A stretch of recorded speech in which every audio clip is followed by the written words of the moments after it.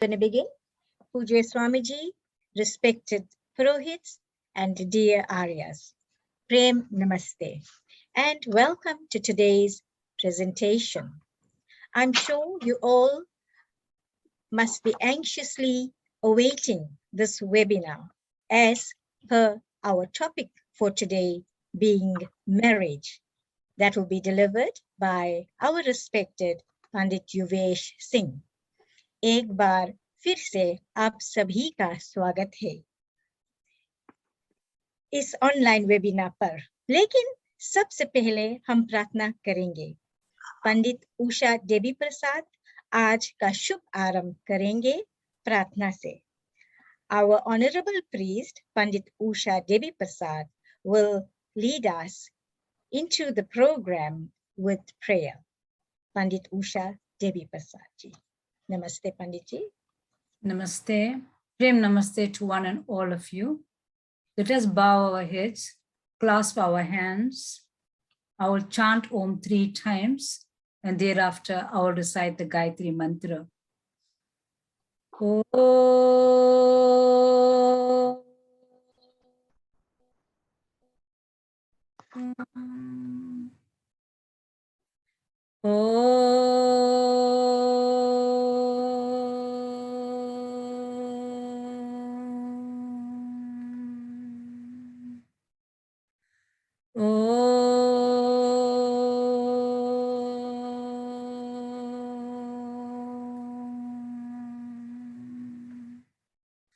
Om Bhurabhuva Swaha Tatsaviturvarenyam Bhargo Devasya Dhimahi Dhyo Yona Prachodaya. Om Bhurabhuva Swaha Tatsaviturvarenyam Bhargo Devasya Dhimahi Dhyo Yona Prachodayat. Om Bhurabhuva Swaha Tatsaviturvarenyam Bhargo Devasya Dhimahi Dhyo Yona Prachodayat. Om Shanti Shanti Shanti. Namaste. Dhanyavad Pandit Usha ji for the beautiful and sacred chanting of the mantras. Dear Aryas, it is now time to enjoy the discourse on marriage or vivaha by our respected Pandit Yuvesh ji. But before that, let me tell you a little about our guest speaker today. Pandit Yuvesh Parmanand Sundar, born and educated in Pietermaritzburg. He has been teaching for the last 27 years, 6 of which have been in Birmingham, United Kingdom. Currently, he is the HOD at Hillview Primary in Reservoir Hills. Studied towards a BA degree at Durban Westville, majoring in Hindu and Hindu studies. In 1992, a graduate with a BA Honours in Hindu Studies at the University of Durban Westville. He also served as Vice and Acting President of the Vedic Dharma Sabha in Pietermaritzburg.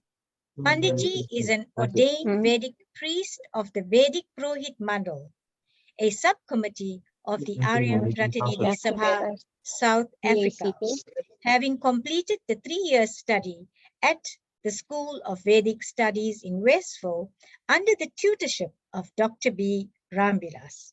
He is also an examiner and tutor of the Vedic School of Studies and the Ved Niketan.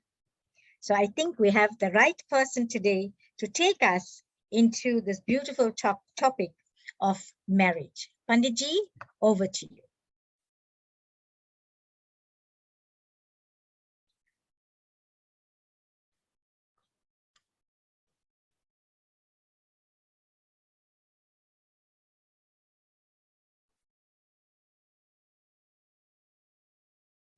Ranjitji, please unmute yourself. Okay, but sorry again then. Sorry. Okay. Scholars, PG, family and people from different parts of the world, my namaste and all. From KZN, namaste, Gonani nonke, Gibina nonke, Kosibusi sonina. This is a traditional greeting of us in South Africa. To those of you in the forum, especially those who are living in Mauritius, Trinidad, Guyana, we say this.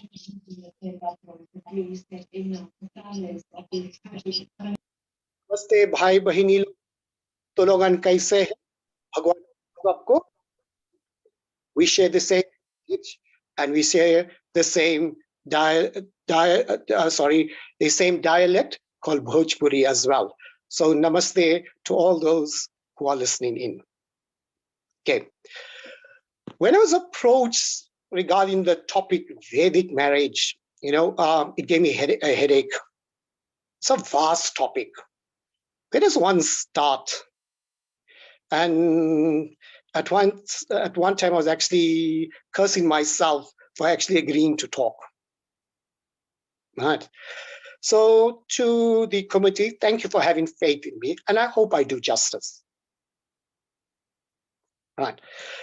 Now, to break the ice, I'm going to start today's talk with a song, a wedding song. All right. Now, this is a lok geet that is normally sung at a wedding. So in between, I will be adding one or two. It's a wedding occasion, and we're talking about the viva. Right. So this song is a wedding song called the Jay Mala song. And I'm just going to sing 2 lines, and then I'll start my talk. Siya dale hi Ram gale Jay Mala, Siya dale hi Ram gale Jay Mala, Siya dale hi Ram gale Jay Mala, Siya dale hi Ram gale Jay Mala. दुल्हा तो श्री राम बने, दुल्हा तो श्री राम बने, लक्ष्मण देवरा से बाला, लक्ष्मण देवरा से बाला, सिया डाले ही राम गल जय माला, सिया डाले ही राम गल जय माला. Okay, I've just sung 2 lines of that beautiful song that depicts the marriage of Ram and Sita. Now, let's look at the word for marriage. According to the Sanskrit dictionary, there are many words used for marriage. Vivaha, that's in Sanskrit. Lagan, Vyaha in Bhojpuri, Kalyanam in Tamil. Now, these are some of the words that are used for marriage. Now, the word vivaha itself, or marriage, originated as a sacred union of people as per Vedic tradition. Now, when one talks about vivaha, what comes to mind? The 16 sanskars come to mind. Now, of the 16 sanskars, the vivaha sanskar is the most important sanskar. Right. Now, with the vivaha sanskar goes the grihastha ashram, or the householder stage, and also the 4 purusharthas. Now, I'm not going to go deep into the grihastha ashram and the 4 purusharthas. We have a school of Vedic studies. I'm also canvassing for them as well, as one of the tutors. So hopefully at the end of this talk, we should at least get 20 new students. Right. Now, when one looks at a Vedic ceremony, what picture comes to mind? A havan, Pandit chanting mantras from the Vedas, steps being taken, the 7 steps or Saptapadi. These are the picture that comes to mind. Now, where did it all originate? Okay, it has its origin in the Rig Veda. Hymn 10.85. Now, besides the few steps that I said or spoke about, the Agni, the Satpere, or the Saptapadi, Pandit reciting mantras, generally, Hindu weddings are split into 2 parts. One, Lok Sanskars, where local customs and traditions have been added to the wedding, and Vedic Sanskars. Now, for example, let's look at the Lok Sanskar. Lok Sanskars that we find in the wedding, not so much in the Arya Samaj wedding, but Lok Sanskar, the Dhak Path, Pau Puja, these are Lokik Sanskars. And they differ from area to area in India. Right. Now, according to Hinduism, marriages are supposed to be, it is believed, made in heaven. Okay, that's debatable. Once you're married, the bond is supposed to last for 7 lifetimes. I think 7 lifetimes, you're actually torturing people there. All right. But that's a belief, Sat Janmo Ka Rishta. All right. That's a belief. That is Lokik tradition now. Right. Now, the most important aspect of the wedding, it is a turning point in an individual's life. Why? Why is it a turning point? Because you're no longer carefree. You are committed to vows. And also, you are entering the second stage called the Grihastha Ashram, where your life is governed by responsibilities and duties. Now, a lot of importance is associated with marriage in Hinduism. Right. Now, some believe that it is the most important duty in a man's life. Why? It is said or believed that he's paying his rin or his debt to his forefathers by having children and continuing his family lineage. Right. Now, Hindu weddings Hindu weddings are a long process with a lot of vidhi and rituals that sometimes take up to a day or 2. But every single custom and practice in a wedding has deep philosophical and spiritual meaning. Right. Now the word viva, the root word is vaha. Right. Now, according to the Arya Sanskar Pradeep, there are several words which we use to convey the meaning of marriage, and they are viva, parinayan, upayama. They clarify the nature and definition of marriage. Now, according to the Sanskrit dictionary, the word viva means to carry off or to lead away. Right? But what are we carrying off or leading away? Basically, escorting the bride for the purpose of marriage. Now, the next word that we used there was udvaha. That means escorting the bride from a parent's home to the groom's home. And a bride is called a vadhu. Means, again, one who is escorted from her parents' home to her husband's house. The next word, parinayan, talks about circumambulating the holy Agni. And finally, upayama, accepting as one's own. accepting the bride. The word upa means come near. Accepting the bride, bring her near to the groom.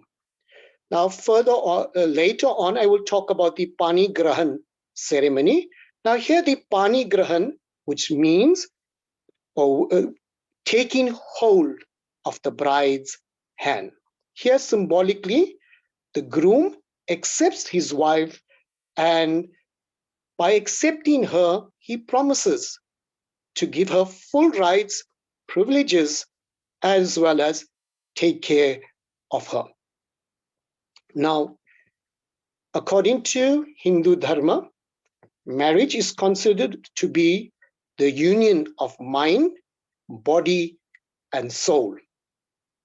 As I did say earlier on, the customs and rituals of the wedding ceremony may vary from different areas and in different languages as well.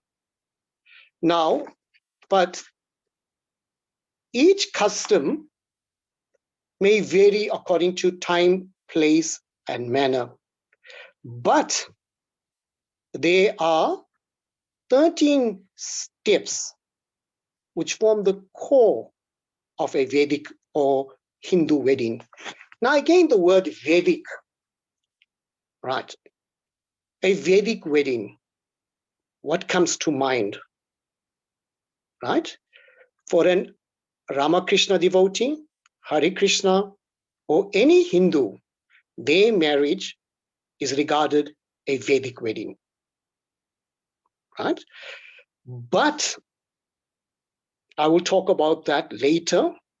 Being an Arya Samaji, we have capitalized on the word Vedic wedding. We'll talk about that later. Now, these are the 13 most important steps that are generally observed by all Hindu groups. Firstly, the Var Satkar, or what we call the Swagat Vidhi. Here, the groom and his family are welcomed by the bride's family, and this is accompanied by the singing of appropriate folk songs. The next vidhi is the Madhuparka ceremony. The groom is welcomed with curd, ghee, and honey. Okay. The next is the Kanya Grahan, Kanya Dan, as it is most popularly known. It is where the bride is accepted by the groom and his family. I will look at that in detail later. The center of all Hindu marriages, or the most important ritual or vidhi, is the Vedic Havan, right? And right, the purpose of the Havan is to unite the two souls and bring about unity in and love between the couple. The next is the Pani Grahan ceremony. Right? The groom takes the right hand of the bride in his left hand, and he accepts her as his lawful wedded wife. Right. Okay. The next is the Shila Rohan, the stepping of the stone. The larger Homa signifies the union of two families. The Parikrama, or some people may call it the Sat Phere, Mangal Phere. Now, the couple go around the Agni 5 or 7 times, depending on customs as well. Now, remember, this is a very important part of the wedding ceremony. According legally, your marriage is not recognized in India or even in Hindu custom if the Saptapadi is not done.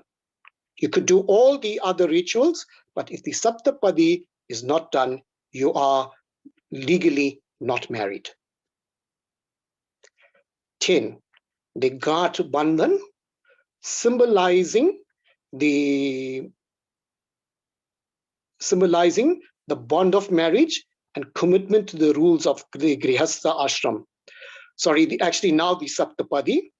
Now the Saptapadi shows equality between husband and wife, where together they take their vows as couples. Right? The first step, to respect and honor each other. The second step, to share each other's joy and sorrow. The third step, to trust and be loyal to each other. The fourth step, to cultivate appreciation for knowledge, values, sacrifice, and service. Fifth step, to appreciate purity of emotions, love, family duties, and spiritual growth. The sixth step is to follow the principles of dharma. And the seventh, or the most important one, is to nurture an eternal bond of friendship and love. Thereafter, we have the Abhishek, sprinkling of water and meditating upon the sun and the polar stars. The Sindur Dan, where the groom puts sindur in the bride's mang. Right. A very controversial issue amongst the young couples today. Right? But in an Arya Samaj wedding, and I can put my head on the block for this, generally, we did not put the sindur.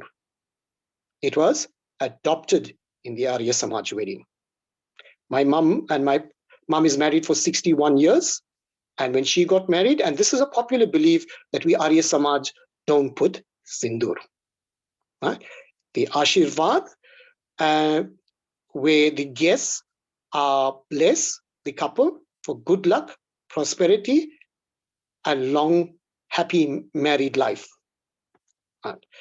And the Shanti path, and lastly, the Akhanda Subhagyavati, where what we call the Chumo Sanskar or Chumo ceremony, where the ladies come on stage and they bless the bridal couple.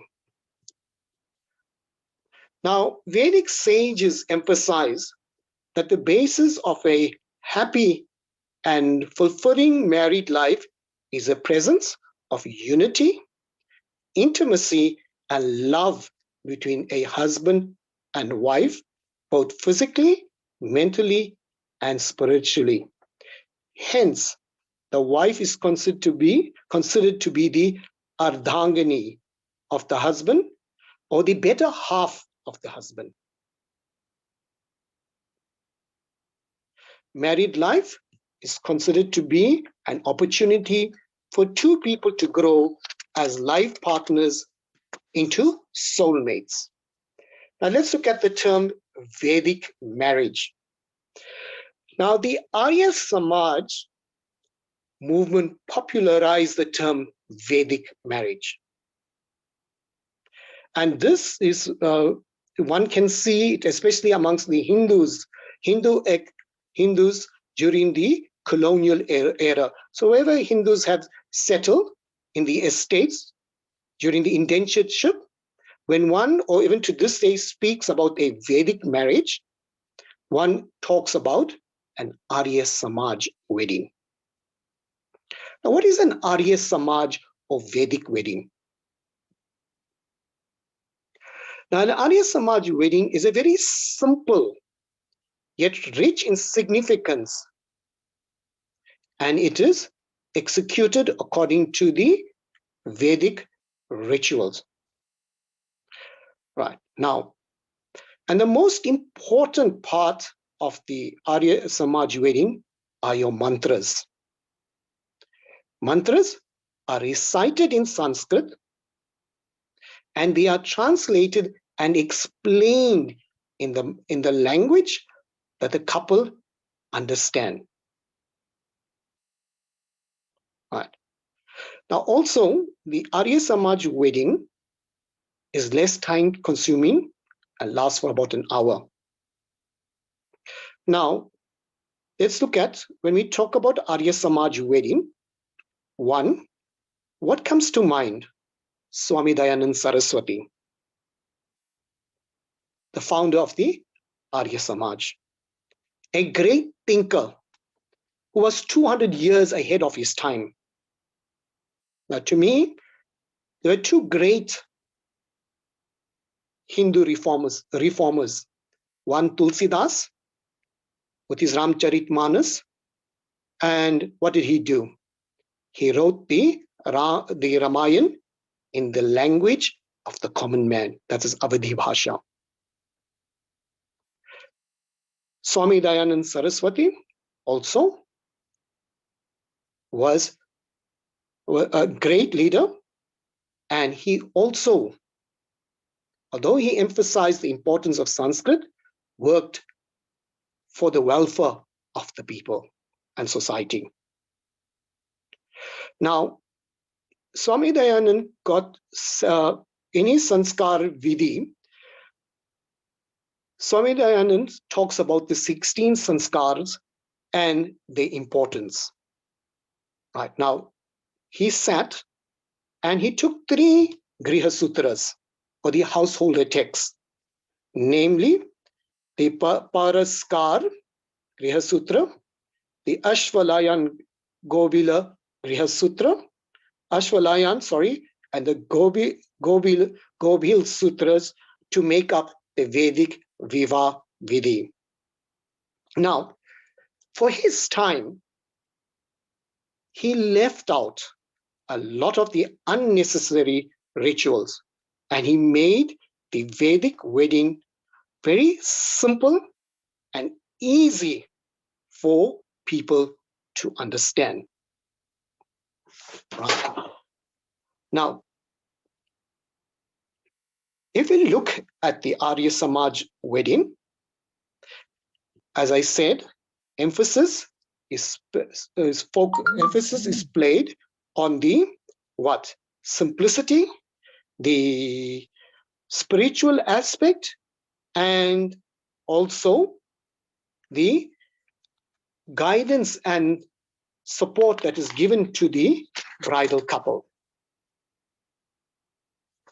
Now, the mantras that are chanted in the Vedic Viva are explained, and the bride and couple are able to understand it.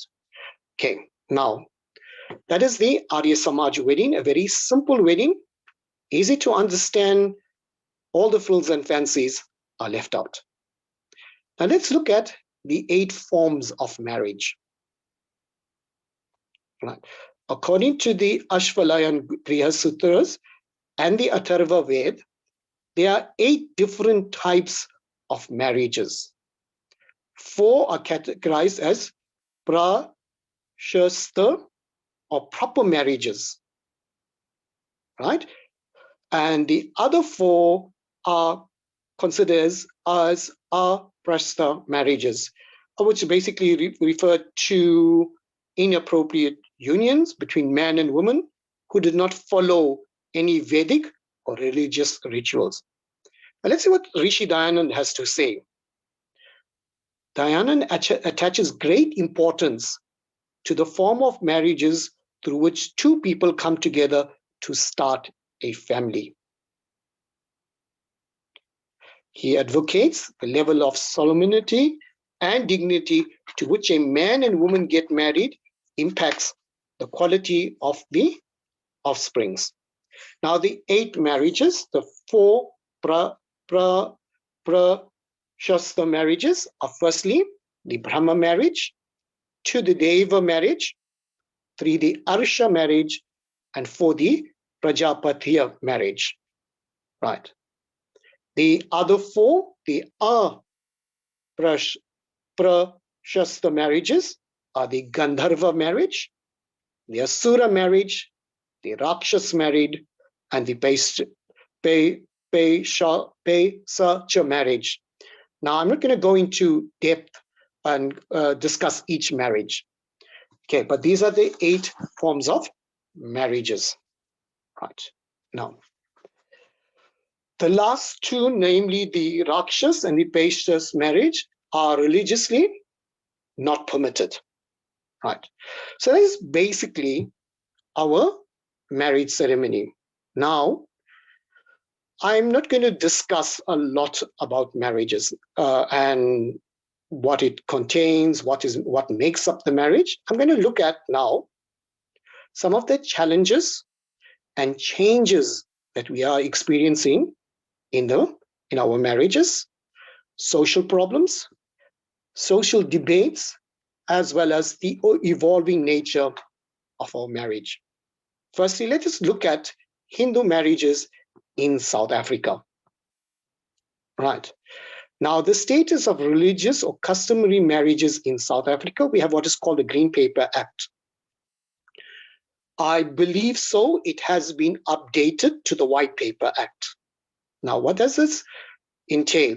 Currently, the prevailing legal position regarding Hindu marriage is synonymous to Jewish and Muslim marriages, in that no formal recognition has been accorded upon them. By contrast, the Recognition of Customary Marriage Act has only been given formal recognition to Black indigenous customary marriages in South Africa. In essence, although no formal recognition is given to Hindu marriages, the acts have not completely shut the doors against any spouse seeking appropriate relief. Now, the Green Paper invites comments from various stakeholders. Okay, stakeholders basically initially to debate and give an input regarding changes and amendments to the Marriage Acts of South Africa. So as I did say earlier on, that legally it is not accepted. At the moment, it is being debated via the Green Paper Act, which will go to Parliament, and that is where in Parliament they will debate, add on, leave on certain factors pertaining to marriages. Now, it doesn't only affect Hindu marriages, it affects Muslim marriages, Jewish marriages, as well as same-sex marriages, marriages pertaining to the LGBT community as well. So that's basically the Green Paper Act, and it is going to afford protection to all affected parties. Right.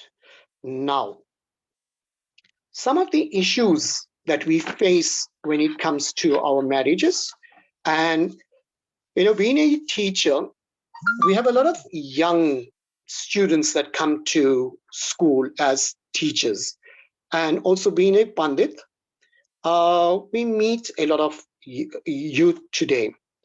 And when you ask them, what do you think about the Hindu marriages? What you like about it? What you don't like about it? And these are some of the things that comes to mind. And this is what the millennium youth want for a marriage.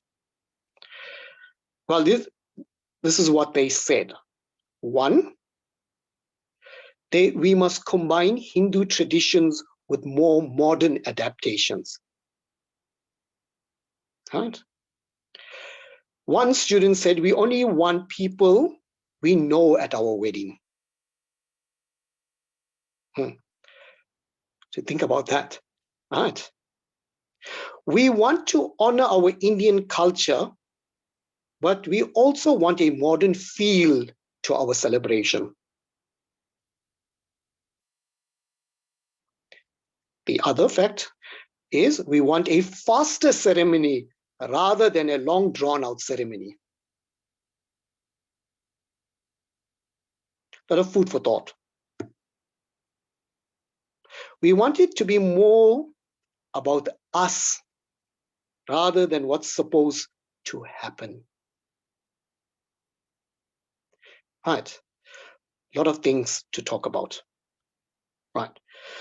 Now, one of the issues that one of the teachers or some of the students that I spoke to brought about is a very important aspect or part of the Hindu ceremony, and that is the Kanya Grahan or the Kanya Dan ceremony.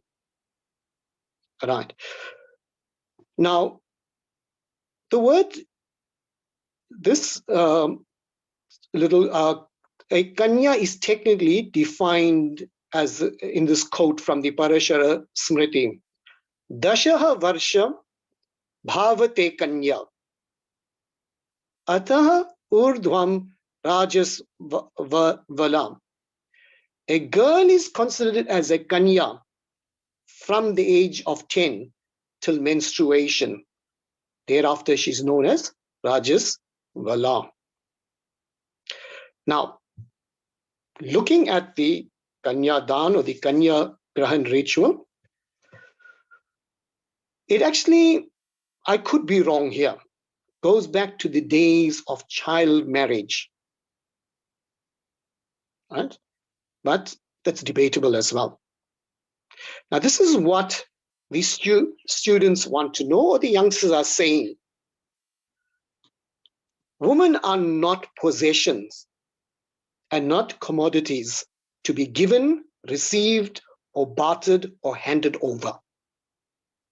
Women are independent individuals. Right. Now, also, the issue comes in of, and in most cases today, most couples choose their own partners, and many of them already live together or consummate the marriage get together or consummate before the marriage. What we know as a Gandharva Viva. Now, therefore, we cannot call it a Kanya Dan. Now, let's look at what the Griha Sutras have to say about it. Okay, now here again, a lot of thoughts, a lot of research, and I try to find out where is it mentioned. And our sources are the Griha Sutras, and some say it is not mentioned there. So we have to look at it. My suggestion is, and this is what I suggest, and this is my belief, that we should call it, or we should encourage both families to join equally and call it a Kutum Sammelan, the blending air of two families. This is what I think we should call it. This is just my suggestion. Right. Now, so we have to look at it. This is where now our scholars come in. These are some of the changes and things that the younger generation are questioning. Right. The other issue, okay, is same-sex marriages. Right. Regarding same-sex marriages, they are both conservative and liberal views about homosexuality and same-sex marriages. Right. Now, according to the Hinduism Today magazine, various scholars in the year 2004 were asked about their opinion about same-sex marriages. Now, these scholars expressed a range of opinions, both positive and negative. But now let's look at us in South Africa. We need to be more proactive when it comes to the LGBT community. And some sort of constructive and informed decisions have to be taken by the respective Hindu religious organizations. We have to reach some sort of consensus with regards to marriage in the LGBT community. Far too long we've been discussing this issue. Now we need to be more proactive. We have to. Okay. Now, also, if you, I'm not sure as far as time, how much of time. Sorry, Panditji, we can give you another 3 minutes, okay? To round up. Now, okay. The other aspect that I wanted to talk about is the changing face of the Hindu marriage. Traditionally, one would go to your Purohit and discuss your marriage. But today, Bollywood, Hollywood, your service provider have become authorities on wedding. We Purohits are the last people they consult. Right? The youth of today financially are empowered with a lot of money, and they dictate the terms, what they want and what they don't want. Now we've got to change that mindset. Right? One, a lot of these service providers, be it the camera guy and or the marriage plan and things, are not authorities on Hindu dharma and Vedic weddings. We need to change that mindset. Also, it's too late to change them. We have our children, our grandchildren, who we can teach our customs, our values, because children believe what their grandparents say. So no use trying to change your son and your daughter now, it's too late. You can talk to them, but work with the younger ones. Those that are 5, 6, 7, and 8, talk to them about Hindu values and customs.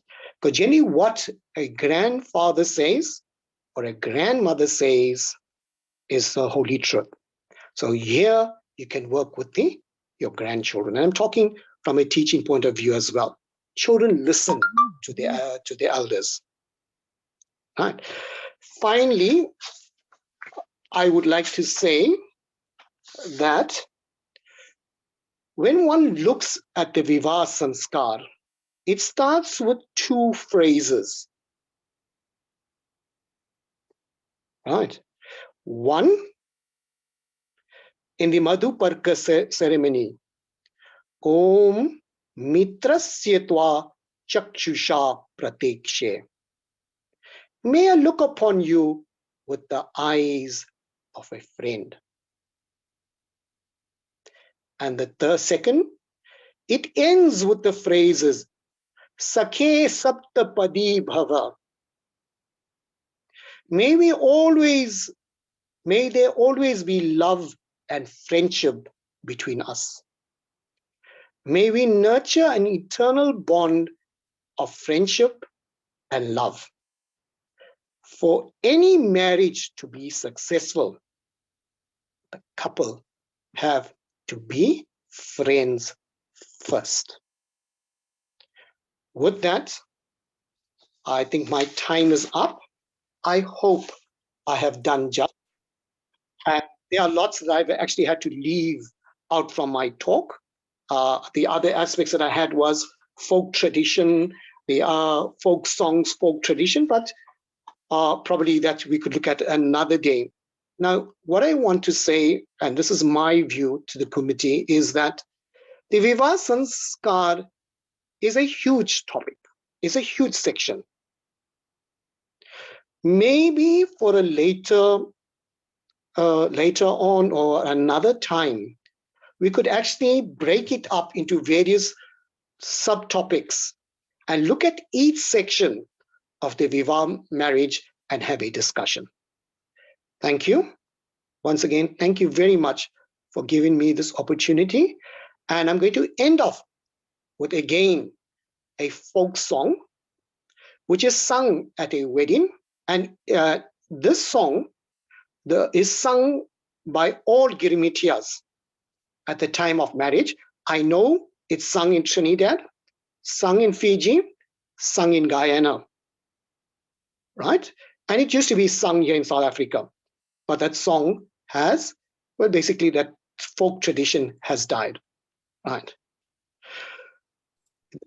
Like this, it is, remember in Bhojpuri tradition, the groom is regarded as Ram and the bride as Sita.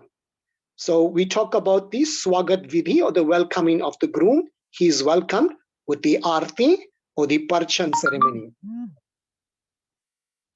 And it goes like this.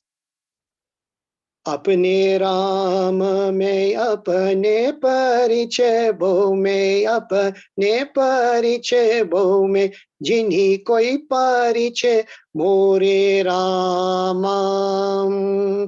Das sakhi agavaye, das sakhi pichavaye, das sakhi gavana lagai. परिछन चली रे माता को cilia रे आरती उतारो Shri Ram. Namaste. Thank you very much. And I hand you over to Dharani Phillips. Namaste and thank you.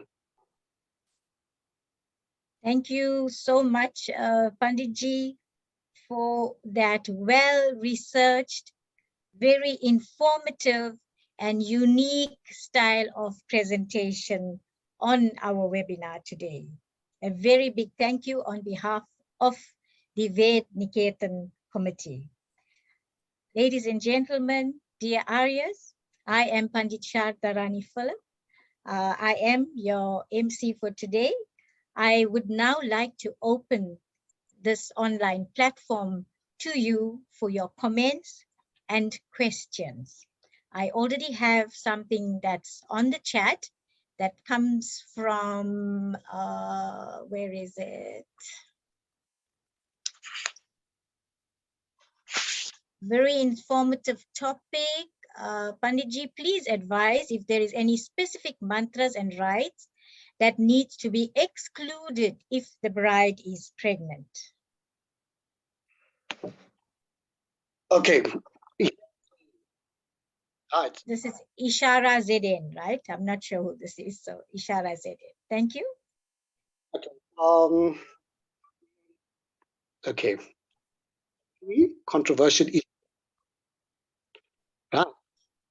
Some that the guard shouldn't be done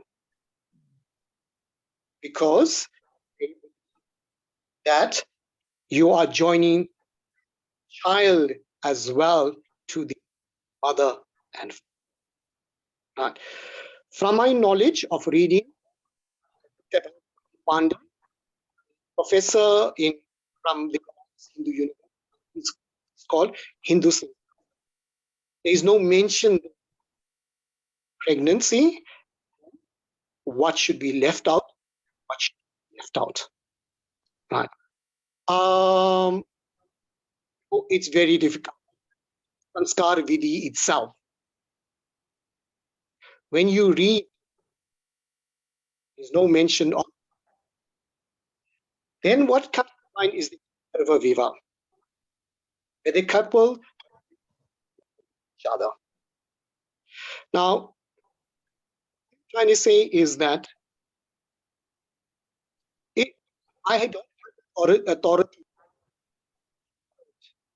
regard Bandhan. But this is what people say who are joining and wife and the child. I don't have that authority. That is where now we need from the see what we need and what we should. Okay. Thank you, Panditji. I think perhaps we have our Vedic Purohit Mandal. Perhaps if there are members here, we all are members, we can take this matter and have it discussed there. And perhaps we can come up with some kind of answer for our, not just Ishara Ben, I think for the entire congregation of priests that we have. All right, another concern from Sanjay Patandin, it says, Namaste. I am confused about, in inverted commas, improper marriages. 4 were mentioned. Please expand where/who is the authority and is it practiced? Okay, the of marriages, we find the Vedas and the Vedas. Generally, what we say as, okay, the is the Gandha, right? Where the couple, now again, this is also about start living together, love and sin, not get married, formal, right? That's the Gandharva marriage. Marriage is Sura marriage. Bride's father is group Sorry, of Panditji, there's a break in your sound on your side. I'm not sure what's the problem. We're getting complaints. They can't hear clearly.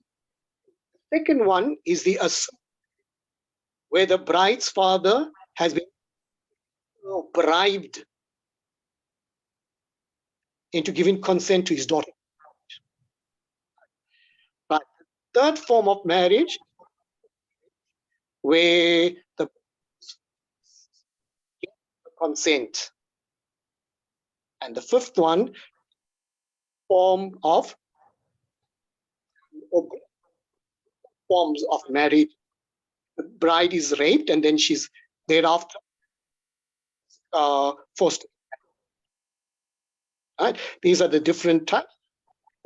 Say,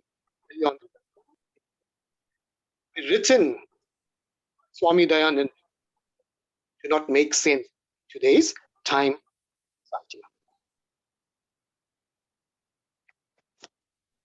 Okay, sorry, Panditji, we were unable to hear you clearly. There was a break in the transmission from your side in terms of the sound. So I'm not sure if you can correct that on your side. I can clearly. It's just when you speak, it's a lot of breakage. Okay, okay. So these forms of marriage, the Asura and the Paisha marriage. Okay. Can I suggest that we ask Panditji to write out something and we'll share it with everybody who's on this this particular thing, because I don't think it's going to improve from his side. Okay. Okay. And Panditji, just from my side, we say 8 types of marriages. The 4 so-called were accepted and acceptable marriages. Why are we referring to the other 4 as marriages as well?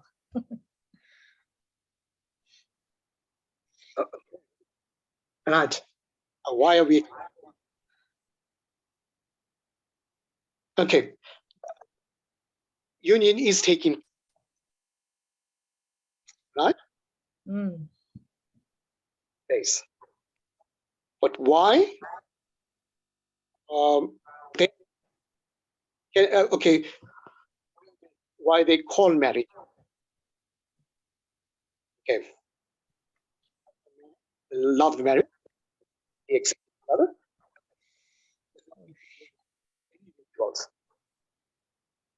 Right? Okay. Sorry, we can't hear a thing what you're saying, Panditji. Sorry.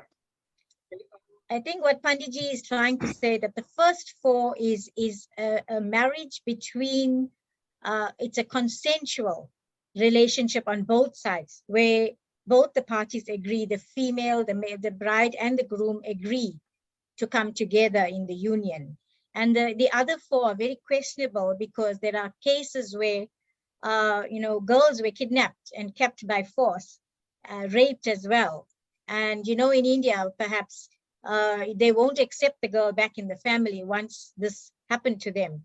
So it was a forced type of marriage, which we really don't want to accept, but it's also a reality, Panditji.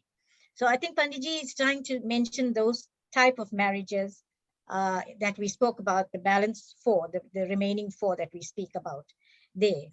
Can we have other comments from perhaps other members that are on the group, that's obviously interested in marriage, that want to say something positive, or you have a comment or some kind of suggestion to us as a way forward to same-sex marriages? There is a lot of controversy when it comes to the scriptures and how we go forward with regards to that particular aspect of marriage and bringing parties together. So perhaps if we've opened the floor, if we have comments on this, we'd appreciate this and take it to the Purohit Mandal, where it can go for further discussion. This would really help us. Perhaps our visitors, our foreigners can also give us some input as, some of the regulations in their countries and how they perhaps have these aspects, how they handle these aspects. Otherwise, Panditji, in the meantime, we have lots of good comments coming your way. If you read on the chat, Namaste Panditji, it says, why don't we put Sindoor in the mang in Vedic weddings? It comes from Ramesh Bhai.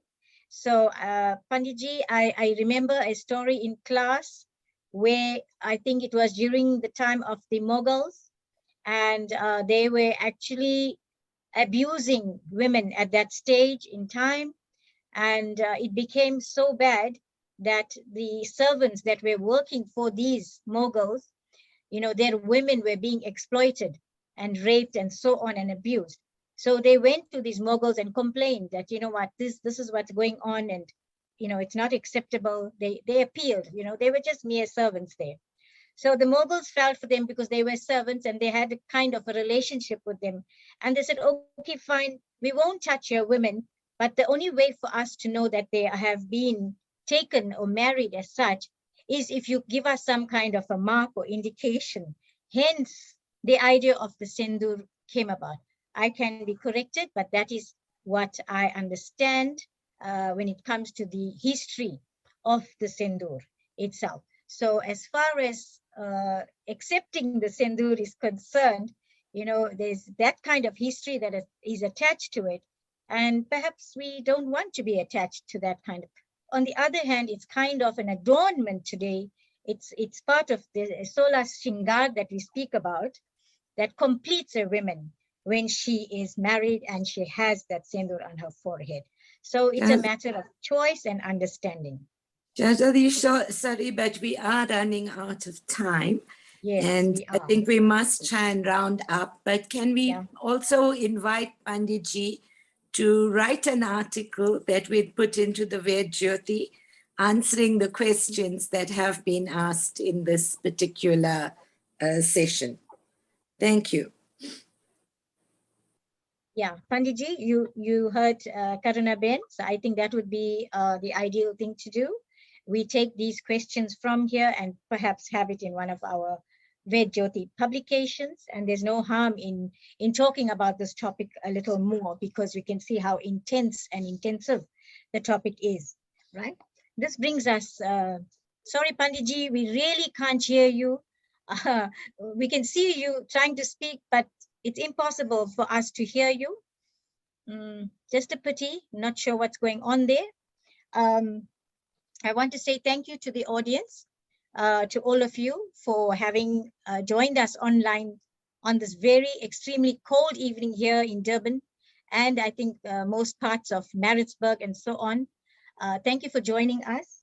Just a small mention on the Ved Niketan committee. They are the subcommittee of the Arya Samaj that is involved in publications as well as hosting programs of this nature and many, many other such important duties they perform as required by the Arya Samaj. This committee is headed by our Pandit Usha Devi Prasad. Congratulations to you. I move now to the vote of thanks. Panditji, once again, our humble namaste and thank you for being with us and enlightening us today further on the marriage and marriage ceremony and of course all the aspects that are concerned with marriage. Thank you very much, Panditji. God bless you. We also want to say thank you to Usha Ben for so beautifully performing and chanting those Vedic mantras at the beginning. She will be doing the Shanti part shortly. I want to say a very big thank you to the committee for having put this together. Remember, it's not an easy task to call people, to get an MC, to get a speaker, to get someone to do the puja, to put this together, to get the technical side of it. It takes a lot. Thank you, team. Thank you, Karuna and the team. Well done to you. Keep up the good work. All right. What else can we say? We've reached the end of the program. We are slightly late. We apologize for that. We did have some technical problems. We still invite you to send through your comments and questions to the committee, and we will try and address that. It's a huge topic. We really definitely need more discussion on this. So, ladies and gentlemen, Bhaiyo Behna, until the next time, about the next time, I just want to mention, this is a monthly series that we host, a series of lectures. The next one is something to look forward to by Surya Prakash Singh, and his topic will be the light of truth. So I think that's going to also be very enlightening to us. Look forward to that on the 20th of July. I now take your leave. I hand you over to our Honorable Pandit Usha Devi Prasad, who will lead us into Shanti Prasad. Shanti Path. Prem Namaste. Namaste. Oh. Dhyo Shantirantariksham Shanti Prithvi Shanti Apa Shanti Oshadhaya Shanti Vanaspatya Shanti Vishwadeva Shanti Brahma Shanti Sarvam Shanti Shantireva Shanti Sama Shantiredhi Om Shanti Shanti Shanti. Namaste to you all. Namaste. Namaste. Namaste.